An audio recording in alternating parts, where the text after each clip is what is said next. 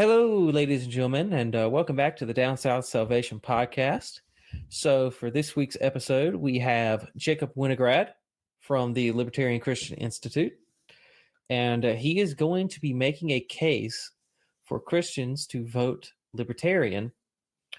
But before we jump into that, I'd like to open us with a prayer for sound government. O Lord, our governor, bless the leaders of our land, that we may be a people at peace among ourselves and a blessing to other nations of the earth. Amen. Awesome. All right, Jacob. I guess kind of give a rundown of who you are exactly and maybe what your credentials, I guess would be the right way to say that, are. And if you could just kind of make a case to vote Libertarian as a Christian. Yeah, sure. Well, as you said, my name is Jacob Winograd. As far as my credentials go, well, I don't know if I have too much to brag there. I don't have anything like a seminary degree or college degree or anything. And in fact, as in terms of my vocation, my full-time vocation as of right now is just I am a automatic and manual transmission specialist for Ford. So my daytime job is not pertaining to really anything we're talking about tonight. I am someone who is very passionate about theology, politics, the crossover between them. I've been interested in politics since I was very young. I was captain of my speech and debate team. I was very involved in that in high school. I actually thought about going on a different track, but I just did not want to. Well, I had enough wisdom when I was young to know that I didn't want to be a lawyer and I didn't really want to be a politician. And I didn't want to put myself in, 50, 60 grand in student loan debt and not really have any idea of like what I would use a degree for. So that's why I entered the workforce. But I've always been interested in keeping up with things. And so I guess I am a self-taught when it comes to matters of theology, matters of politics. And the what I do for LCI, I guess you asked what I do. I mean, I run the Biblical Anarchy podcast for LCI, and as well as our social media. And I'm like a digital media specialist for the Libertarian Christian Institute.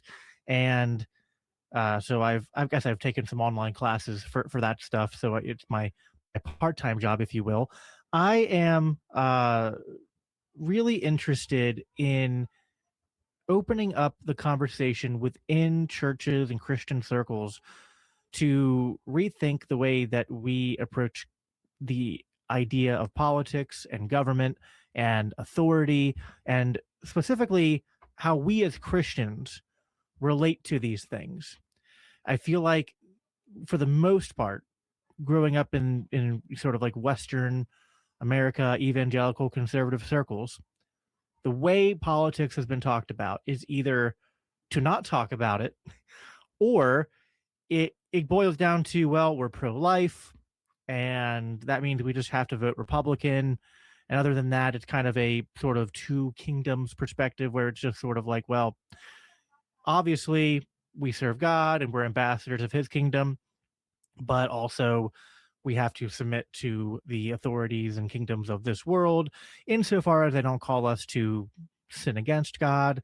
And that this is, of course, what Romans 13 talks about. And that tends to be where, if you get any kind of conversation going about politics and how Christians relate to it, that is about where the conversation kind of peters out or ends, at least on the more conservative evangelical side of the aisle. I grew up in the 90s, and I was like in elementary school when 9/11 happened. So that was a very formative, event for me. And I remember then, because I was very interested in history, and I remember like in my AP history class that we were studying not just, past history, but we also studied kind of like more recent history. And we got to the section on like 9/11, and if it was the first time that we had ever been given this sort of, which is actually funny, I think like in the last year or two, this went viral, but I read this in high school, which was one of the declarations of war that bin Laden wrote to America. preceding 9/11, and it had some stuff in there about women wearing scantily uh, clad attire, and for us being a more becoming more secular, or becoming more given to sort of like being lax on certain matters of personal piety and sexual ethics and things like that, and just not being Muslim. But there was a lot more than what the mainstream media narrative was. There was stuff I had never heard of before, which was accusations of the American government and military being complicit in the deaths of hundreds of thousands, and really quite frankly millions of Arab lives being either killed or displaced or injured, or brutalized or traumatized in some way, going back to the 50s on up to the lead up of 9/11. And then of course by that point, this was like 2010, we had already had about 9 years of the war on terror at that point, and the death toll from those wars was already skyrocketing, as it was the early years of Obama, uh and after Bush had come out. And so it just sort of opened my eyes to sort of start. It was kind of like the early days of starting to think about this stuff in a different way, realizing that the sort of myth that I had been raised to believe, right? Like the guiding mythology was that we are this Christian nation. We were attacked for being a Christian nation, and we were waging this kind of like holy war against people who hated God, who hated us for our freedom.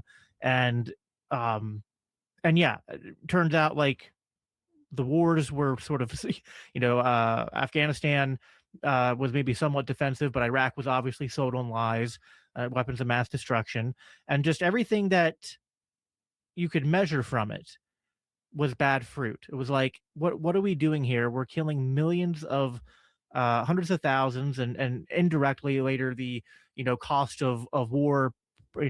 Studies and projects that have said that the death toll of the war on terror, in terms of direct and indirect consequences, is in the millions.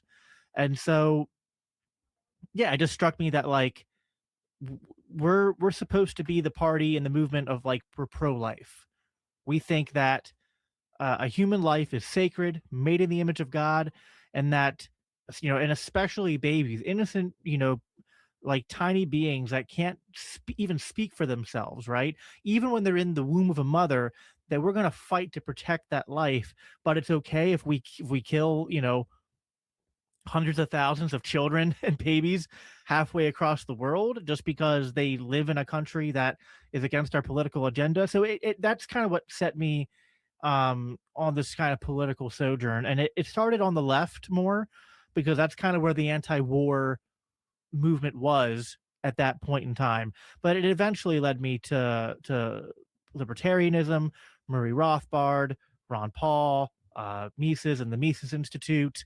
Um, a lot of names that more libertarian minded people will be familiar with. And as far as the case to vote libertarian, I think that there is this growing sense beyond just foreign policy that everyone kind of knows that the government is. I mean, think, like look at what's going on with this whole Epstein files case, right? And even if you want to not be the most conspiracy theory minded person, it's kind of hard to walk away from that and trying to be sober minded, and looking at just all the details we have on Epstein, on on Maxwell, on what's been revealed in the files so far, the behavior of the Trump administration, and the FBI throughout all of this. It's hard to come away with anything less than just realizing how corrupt our governing officials are. Like, even if you're not a libertarian or a classical liberal or an ANCAP or whatever, I feel like more and more people are just sort of realizing that there is something more dark and nefarious at play in the sort of in Washington and in sort of the higher reigns of power. And yet they'll realize that, I think, more and more these days, but still think that well, our side might be bad and flawed, but it defaults to this sort of lesser of two evil approach. That at the end of the day, if you don't want to be ruled by Democrats, you just have to vote Republican no matter what. Or maybe people on the left, if they're more liberal leaning Christians, would say that, uh, well, the right has been traditionally the more pro war party and they don't care about the poor correctly. But what's put it this way, whenever one party is in power, the other side will start making a lot of criticisms and attacks at the other side, which are actually very accurate. And the only problem with their criticisms is that they don't equally apply those criticisms to their side. The libertarian position, beyond just voting, is to not play this sort of this sort of two-party game, team red or team blue. It's to just say that if I'm going to have one standard for what is right and wrong for a government to do, I'm going to hold it equally to all politicians, whether they're elected or unelected bureaucrats, to our military, to our police, one standard. And I would just make that case that the standard of the biblical ethics that I think anyone would agree with, that if we believe that it is wrong to murder, that it's wrong to steal, that it's wrong to bear false witness, that it's wrong to try to claim you have some sort of authority to declare what is evil in the eyes of God, evil in scripture, to say, but we can pass laws and say this is good, and vice versa, to take things that are good and to pass laws to suppress that kind of behavior or to call it evil. And that is what the state is at the end of the day. And that's what these two parties are doing. So I think we can go into more detail, but I think the biggest Christian case to vote libertarian is that if you are going to vote, if you think that there is, if you're inclined to think that we're in a dire position right now, that our government has grown way too big, way too corrupt, and out of control, but you don't want to see some sort of like collapse of society. You don't want to have to see us go through some kind of like violent revolution or civil war. If you want some sort of peaceful, gradual, reformist path to putting our country on more of a sane path again, that is where the conversation opens up, I think, to start talking to Christians about why they should strongly consider voting libertarian. And I would argue, like, I'll make that argument in sort of two steps there. I think you should abstain from voting at the federal level for, anyone that violates your conscience. I could make a case that it's not about even party at that point, because I view people like Rand Paul and Thomas Massey as being essentially libertarians just running as Republicans.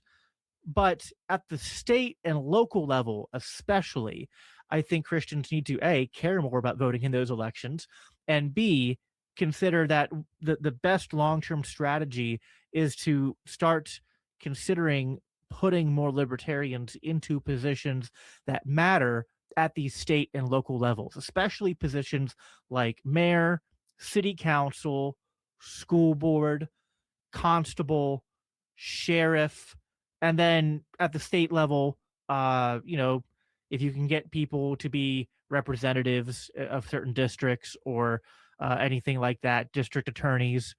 These are all positions that have much more bearing to much more to weigh on our day-to-day lives, as well as putting localities and state governments in a position to actually adopt a more federalist approach, which is that separation of powers mentality and enforcing what the Constitution says in the 10th Amendment, that anything that's not explicitly given to the federal government, that's not explicitly a power explicitly spelled out in the Constitution that says the federal government can do this, if it's not there, then that power rests with the people and with the state and local governments. And so that's the way this, if we're going to believe in some, we're a constitutional republic, that's the way it should be run.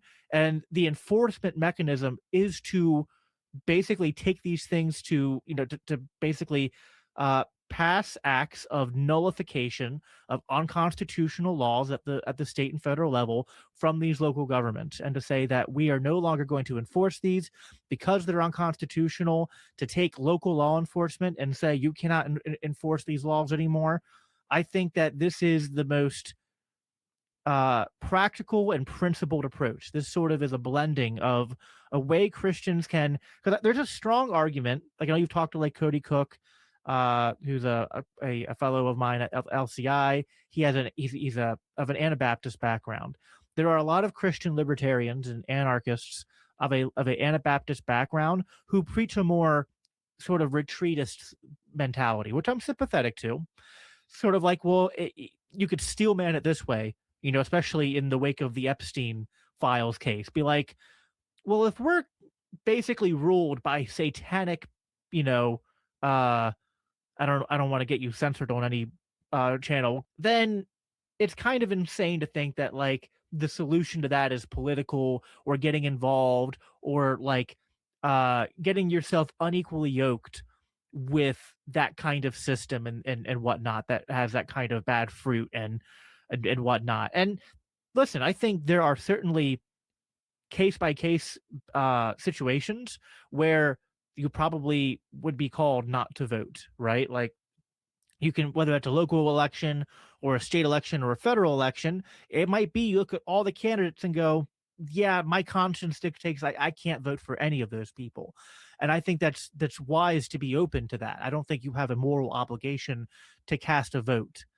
But I don't think I also don't think there is a opposite moral obligation to not vote. I think you have to exercise wisdom.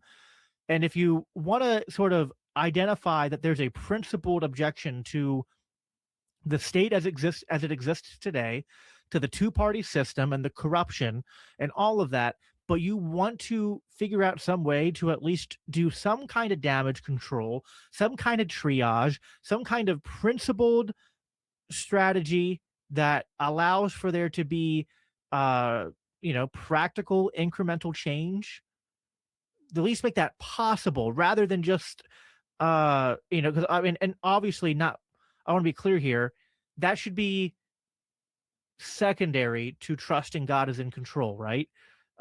We should not put our hope in politics or in politicians or political parties or in voting. But God can use many means to accomplish his will. And I think that just as he can use markets and businesses and churches, I think he can even use politicians or those who are political activists to not only inspire cultural change, but to inspire political change as well. So I think that's about the best way to sum it up. Is it for me? It's like, especially if you're going to, I'll end on this, just reemphasizing that there are common objections that are going to come up, like, well, aren't a lot of libertarians pro-choice, and aren't a lot of libertarians this more sort of like libertine, social degenerates, hedonists, etc.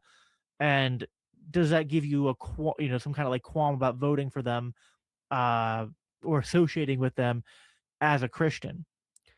But I would emphasize that as a Christian, I am called to live at peace with all as far as it depends on me. That includes sinners. And this is where, again, the voting is important, but the sort of philosophical, theological discussion about the political realm needs to be antecedent to this, because no one's going to be convinced to vote libertarian, I think, other than like one-off elections, if they don't understand the core libertarian critique and criticism of the state, of government, which is that if it's wrong for me or you to do it, it's wrong for someone wearing a badge or who's been elected or who declares himself a king to do it as well. It's wrong to murder. It's wrong to steal. It's wrong to bear false witness. It's wrong to engage in idolatry and to lead people down that path. And so I don't think that as a Christian, put it this way, we have two options for solving conflicts in society. Option one, when we run into people we disagree with, who live differently than us, who live sinful lifestyles that we might strongly disagree with, and want to engage in the act of free speech to criticize those things and to promote our culture to move in a more God honoring direction. I would just say that, if we want to do those things, our options are either to use these peaceful, nonviolent means to engage in trying to advocate for that kind of change, or there's violence. And that's really it. There's no third option there. We either, as Christians, take the path of living at peace with those who are not acting violently, but who are living in sinful lifestyles, or we say that the solution to their sin is that we have to use violence to compel them to stop sinning. And I do not think that it is biblically sound to take that latter position. I don't think you can love your neighbor and be respecting God as the sovereign one who is, as it says in Romans 12, it's his prerogative alone to judge sin, not ours. And so that's why I think the consistent Christian position on governance is that the civil magistrate should exist only to enforce that which is an actual conflict over person or property between two or more individuals where aggression has occurred. Anything other than that, it's going to get really dicey real quick. So that's, if you accept that, then it's just a matter of applying that practically. And what are your political options? Well, your political options at that point are either voting for people who are going to take those principled stands to say that the government doesn't have a right to commit aggression against people and to work towards radically rolling these things back, or just complete abstention. Those are the only two options I see that would make sense then. I got you. Makes perfect sense. So I guess my next question for you would be, what biblical justifications do you use for subscribing to libertarian political philosophy?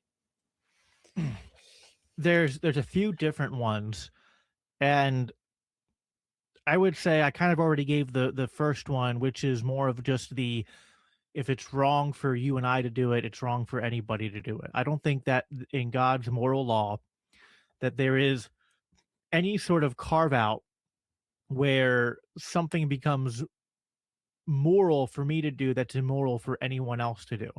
Now, this can get a little complicated when we're talking about different spheres of civil society or authority, where I don't think that there's a different morality, but there's different relationships. I think the most obvious example would be parents and their children, right? Because I have a right to, as the parent, exercise a certain amount of control on my children. You don't have the right to exercise that kind of control on my children. And someone could point to this and say, well, this is an example of, God-derived authority that gives you the right to do something that someone else doesn't have a right to do. The problem with that objection, which I've heard a lot, is that, well, you do have a right to do it to your own child, right? If you are given a child, that means that you have been you don't own the child. You have been bestowed by God stewardship over this child until such a time as they are able to demonstrate that they are now of a certain capacity that we would label with something like adulthood, to be able to now take on themselves ownership and responsibility for their own decision making. So that, it put it this way, it's no different than saying I have a right to go smash my car up if I want to, because it's my car. right? Or I can paint it whatever color I want.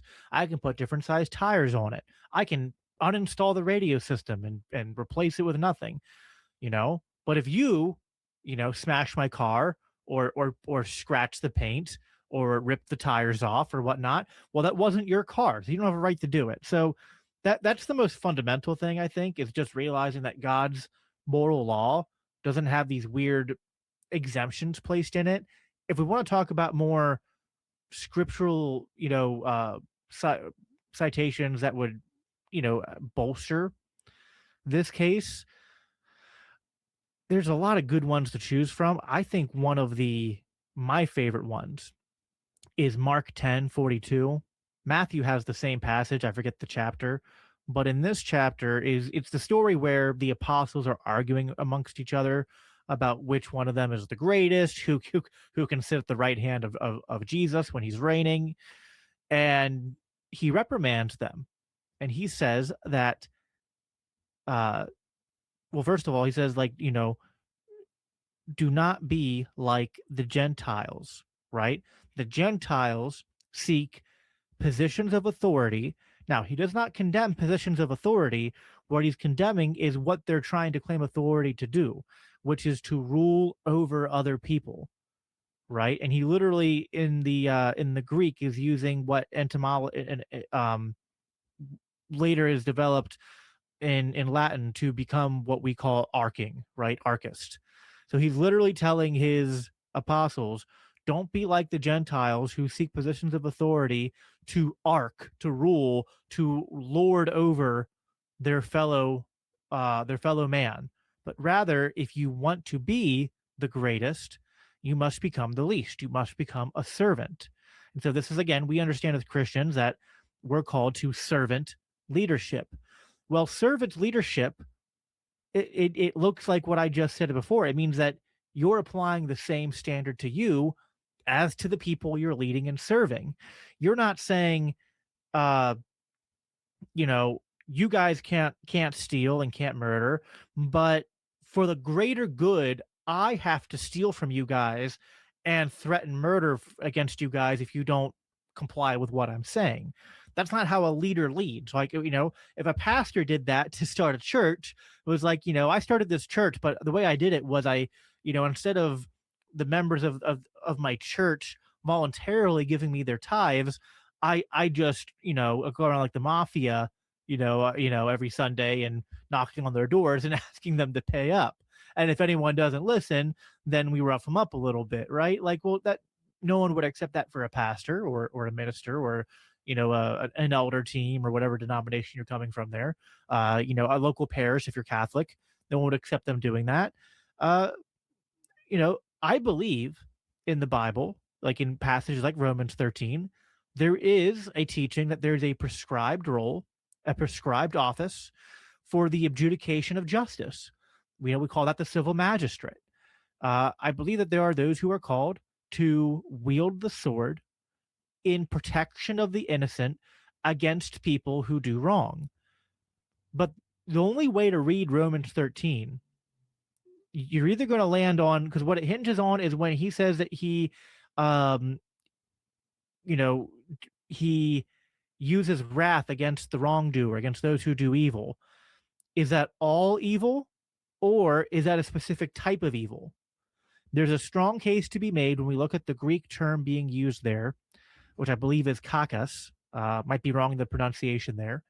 But that word, evil, is most often in the New Testament used to denote harm. It's used to denote evil in the sense of like physical evil, aggression, wrong being done to someone's person, right? Someone who is under threat or besiege. And so I'd say the more consistent reading of that is to read it in that context. And again, Christian nationalists and critics of this view will try to say it's about all evil, but then they what they fail to do is then provide a standard. Because it's like, all right, if we're going to say the civil magistrate exists to punish all evil, well, then that means all evil. That means every sin. That means every time you lie, every time you cheat, every time that you are unfaithful, every time you were lazy, anytime you fail to keep your word. But that's also going to extend to matters of the heart, because as Jesus pointed out on the Sermon on the Mount, if you have committed lust in your heart, you've committed adultery in your heart. If you have ever had anger against your brother, you've committed murder in your heart. So now, what you have to, the bullet you have to bite is to say that the civil magistrate, that government, must use force to compel people to not sin. And that means not only sin, the sins that we see, but also the sins of the mind and the heart and the conscience and and that obviously can't be, because first of all, it's not possible. I mean, I was making this point the other day in a live stream with Gregory Baus, host of the Reformed Libertarian podcast, because I was responding to Joel Webben, who literally was like, in a recent show he did, defining and defending Christian nationalism, was actually like unironically making this point. He was like, well, the civil magistrate doesn't just exist to enforce what he calls the second table of the law, but it also exists to enforce the first table of the law, the failure to love God with all your heart, mind, soul, and strength. And so, it has to punish idolatry. It has to punish people for not following the right religion. It has to follow people for not, praying correctly or for not going to church. It's like it literally is like an reductio ad absurdum, except some people actually try to hold it seriously. But the point I made to Greg was like, well, would it not also be sinful if the civil magistrate is supposed to enforce these laws to punish all sin? But what if they fail? What if they fall short? Now they are sinning, because if you don't properly administer force to punish all sin and all wrongdoing by this interpretation that someone would use to counter the one I gave, then that would mean you're failing to love God with all your heart, soul, mind, and strength. Now you have sinned, which means someone's going to have to bear the sword against you now. This is an endless it's a endless regress where we all end up dead. Because and I think that's almost in a way what Jesus means by eye for an eye, and rebuking that, because that's the wrong mentality to have. This is why we have to distinguish civil judgment from divine judgment. That's the only biblically consistent approach to this, right? And then once we've distinguished that there has to be different categories of divine judgment and civil judgment, you have to establish a standard for what actions are going to fall under civil judgment, and which are going to be divine judgment but not civil judgment. In other words, to put it in more layman's terms, we have to have a standard to delineate between what is sinful behavior and what is criminal behavior. Clearly, I think it's rather obvious. It's one of those, like, all A or B, but not all B or A, right? It's like, all chickens are birds, but not all birds are chicken. Okay. Not all sin is criminal behavior. Now, clearly, all criminal behavior is sinful, but it doesn't go both ways. And what's the standard for delineating them? We at LCI, we posit the standard is aggression. It's when force is initiated, when conflict is initiated against person or property. Outside of that, no other consistent standard can be given. I'll give one more thing, and this isn't exhaustive, but if you wanted even me to give a biblical argument for that standard, there's several places you could do it, but as early as Genesis 9, post flood, you have the establishment of what theologians call the lex talionis, which is when God said to Noah, that, if a man sheds the blood of another man, then by man shall his blood be shed. And so what he's doing is introducing the idea of proportional justice. And so he's literally saying, and I think it goes both ways. He's saying, if you kill someone, if you use force against someone, that will be done to you. Now, conversely, that would mean that the use of lethal force is now being prescribed only as a response to those who have done that, so who have committed that aggression of using lethal force. And so we that's the principle of proportionality first introduced in scripture. We can find it reinforced in parts of the Mosaic law, in other stories and other teachings as well. And again, I think it all just ties back to like just being consistent on just the basic 10 commandments, right? Because if you say do not steal, then it just means do not steal, and you can change the word and say it's taxation, but it's like, it's like put it this way. I use this thought experiment a lot when I'm talking about this, but it's like, you know, the libertarian cliche is without the government, who will build the roads? And it's like, okay, are you saying that as a Christian that you want to go to your neighbor's house and tell him he's got to give you, 20% of his income, or you're going to kill him, but it's okay because you're going to build some roads with the money? And then would you then on the day of judgment feel comfortable giving this account to Jesus and expecting that he is going to affirm that, yes, I know in any other context what I'd be doing would be described as thuggish, criminal, mafia like behavior where I'm extorting and threatening violence against innocent people. But in this case, it was okay because I call myself a police officer or an agent of the IRS or something. So again, I think all of these things tie together, but we can build it. I think there's the core case I made, but there is a lot of scriptural support we can find in both Old and New Testament. I gotcha. Sounds it sounds fantastic. I pretty much agree with you for the most part.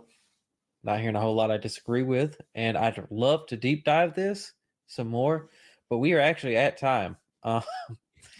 So maybe I will have you on for another episode where we can really get into it and spend like 4 hours talking about it. But no, I think I'd be happy to do it. I mean, if I was going to say one last thing, it would just be that, like, the case I just made, I think, is the strongest case to vote Libertarian again, because, and again, not even necessarily the party, but just looking for people who are just enforcing, like, who are saying that I think the only right, because the Libertarian position, removing religion from it, is just like, I think the only role of government is to uphold the individual rights to life and property of human beings.